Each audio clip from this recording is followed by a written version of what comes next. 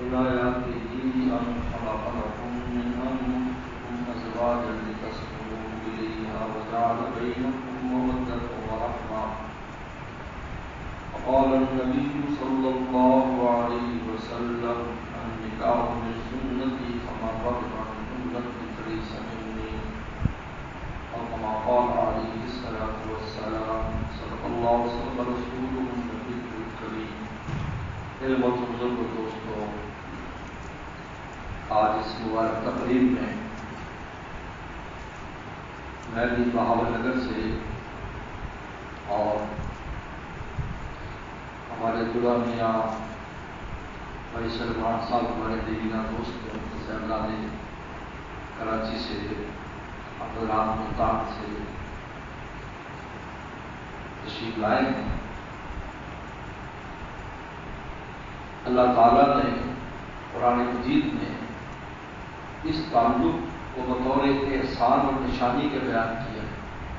یہ جو میاں بیوی کا نکاح ہوتا ہے اور تعلق بنتا ہے، من آیات ہی یہ میری نشانی.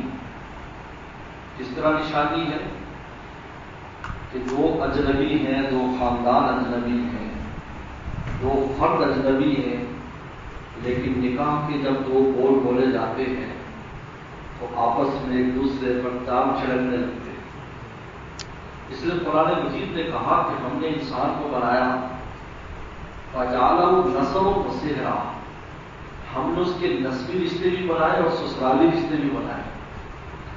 یعنی جس طرح نسبی رشتہ اللہ کا احسان ہے کہ یہ ہمارے بھائی ہے، ہماری بہن ہے، ہماری والدین ہے، چچا ہے، تایا، جیسے حدیث میں آتا ہے کہ اپنے بچوں کو اپنا قسم سکھایا کرو تاکہ وہ صلہ رحمی کریں اور اپنے رشتے داروں کو پہچانیں. تو اسی کے ساتھ اللہ نے سسرالی رشتے داروں کو بھی بطور انعام ذکر کیا ہے کہ یہ بھی تمہارے لیے انعام ہے.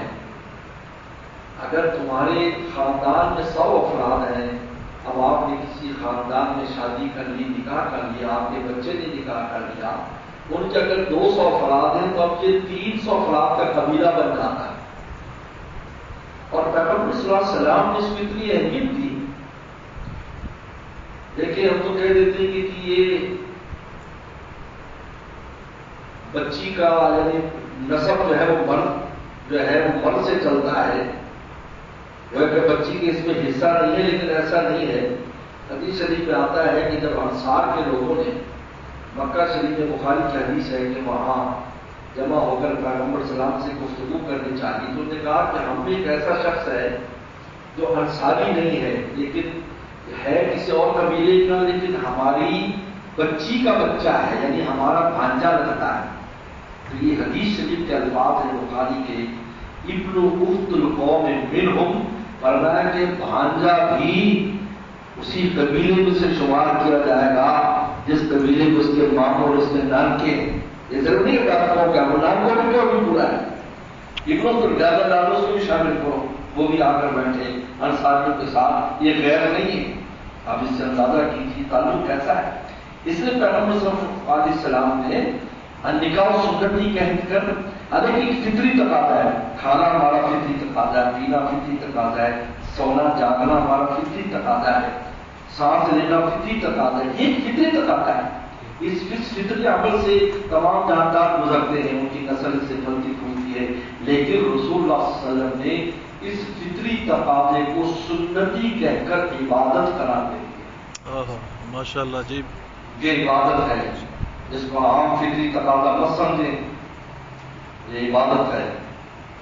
اگر جب عبادت ہے تو عبادت جو ہوا کرتی ہے، میں اور آپ نماز پڑھتے ہیں، ہم باہر کچھ بھی ہیں، لیکن جب ہم مسجد میں آئیں گے، ہم نماز پڑھیں گے تو ہمیں ویسے ہی پڑھنی پڑے گی جیسے ہمیں شریعت نے سکھائی ہے.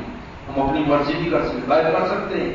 آپ شاپنگ کہیں سے کرنا چاہیں مرضی ہے، آپ کھانا کچھ بھی چاہیں مرضی ہے، لیکن عبادت میں مرضی نہیں چلے گی، عبادت میں شریعت چلے گی، اس کا حکم چلے گا. تو یہ پیغمبر صلی اللہ علیہ وسلم نے فرمایا کہ دیکھو یہ جو تم آج بنیاد رکھ رہے ہو، میں اکثر کہا کرتا ہوں کہ ہم مسجد کسی بھی مکان کی بنیاد رکھتے ہیں تو نیک لوگوں کو بلا دیا، دعا کر دو، حضرت صاحب یہاں اینٹ رکھ دو، ہمارے مکان میں برکت ہو. یہ تو انسانیت کی بنیاد ہوئی جس سے آگے انسانوں نے بننا ہے، انسانی عبارت میں پیدا ہونا ہے۔ اور آپ جو یہاں پر ماشاءاللہ بیٹھے ہیں، ہمارے بڑے تھے جو ہمیں چھوڑ کر چلے گئے، اس لیے پیغمبر السلام نے صدقات جاریہ میں اول نمبر ہی اولاد کا بیان کیا ہے، ولدن صالح یدعو لہ، کہ نیک اولاد جو والدین کے لیے دعا کرتی ہے۔ تو میرے دوستو، اس لیے قرآن مجید نے کہا کہ یہ جو تعلق ہے یہ میری نشانی ہے، اور یہ تعلق ہے کیا؟ تین باتیں، لتسکنوا الیہا، سکون کا باعث تمہاری بیویاں ہیں، یہ فرمانا عجیب بات ہے، بیویاں، یعنی یہاں سے سکون ملے گا، کیونکہ سکون کی چیزیں وہاں سے ملتی۔ انسان جتنا تھکا ہارا ہے، گھر میں بچے ہوتے ہیں، وہ جب بچے آ کر ابا کے اوپر کودتے ہیں اور ابا کے کبھی بال کھینچتے ہیں، کبھی اس کو نوچتے ہیں، اس کی ساری تھکن اتر جاتی ہے۔ اس کو کسی مساج سینٹر میں جانے کی ضرورت نہیں ہے، وہ بچہ اس کے گود میں آ کر بیٹھتا ہے، اس کا مساج ہو جاتا ہے، اس کو دن بھر کی تھکاوٹ ختم ہو جاتی ہے۔ یہ کہاں سے ملتا ہے؟ تسکنوا الیہا، یہ آپ کی بیویوں سے ہم نے، یہیں سے آئی، زمین سے آیا ہے۔ اس لیے میں اکثر کہتا ہوں، ہم پنجاب کے رہنے والے اس زمین کی قدر کرتے جس سے فصل اچھی آتی ہے، لیکن جہاں اگر فصل آ جائے تو بیوی کی قیمت ختم ہو جاتی ہے۔ یہ ٹھیک بات ہے۔ میں آپ کو بخاری کا واقعہ سناتا ہوں، بخاری شریف میں پیغمبر صلی اللہ علیہ وسلم کا قصہ آتا ہے۔ عائشہ صدیقہ رضی اللہ عنہ فرماتی ہیں کہ پیغمبر صلی اللہ علیہ وسلم نے ایک دن ایک بکری ذبح فرمائی، مجھے کہا کہ دیکھو یہ خدیجہ کی سہیلیوں کو بھی بھیجنا جو مدینہ میں ہیں۔ تو مجھے بڑی ایک وہ ہوئی، ایک غیرت سی بھی آئی، اور ایک اندر ایک وہ بات اٹھی۔ تو میں نے کہا اللہ کے نبی صلی اللہ علیہ وسلم، خدیجہ کو دنیا سے ایک زمانہ ہوا، پھر آپ کے بعد تو وہ بڑھیا آئی تھی، اس وقت ان کے دانت بھی آخر میں توبر میں گر گئے تھے، تو آپ اب بھی خدیجہ کو یاد کرتے ہیں؟ تو ایک ہی بات فرمائی، ان لی منہا ولدن، میری اولاد خدیجہ میں سے ہے۔ یہ بتایا پیغمبر السلام نے کہ جب آپ کی اولاد اس میں تھی، وہ آ گئی، آپ کی نسل محفوظ ہو گئی، آپ دنیا چلے جائیں گے، آپ کو یاد کرنے والے ہوں گے، دادا پردادا تک تو یاد رکھتا ہے، 7 نسلوں تک تو کم از کم یاد رکھا جاتا ہے کہ میرا دادا وہ تھا، پردادا وہ تھا۔ تو فرمایا کہ یہ سکون حاصل۔ دوسرا وجاہرہ بینکم مودۃ ورحمہ، یہ محبت اور رحمت کا تعلق ہے۔ یہ ضابطے کا نہیں ہے جو آپ آفیسز میں کرتے ہیں، آپ باس ہیں تو آپ کے نیچے کام کرنے والے یا کلائنٹ کا اور غصے کا ایسا تعلق نہیں ہے، یہ ضابطہ نہیں، یہ رابطے کا تعلق ہے، محبت یا محبت کا تعلق ہے، محبت، ان میں محبت چلے گی، یہ محبت کے ساتھ قائم رہنے والا ہے، ضابطے کے ساتھ قائم رہنے والا نہیں۔ اور رحمہ، شان رحمت، شان رحمت کا مطلب کیا ہے؟ ایک دوسرے کی کوتاہیوں سے صرف نظر کرو۔ اللہ کی رحمت آپ پر کیا ہے؟ ہمارے گناہوں کو دیکھتی ہے، پھر بھی روٹی بات نہیں کرتی ہماری۔ تو بہرحال میں آپ اللہ سے یہ کہوں گا کہ یہ چونکہ کی عبادت ہے، ہمیں اس کی جتنی بھی مراحل ہو اس میں اس کا خیال رکھنا چاہیے۔ ہم کو ایسا کام نہ کریں جو خلاف شریعت۔ بس ایک نقطہ بیان کر کے ختم کرتا ہوں۔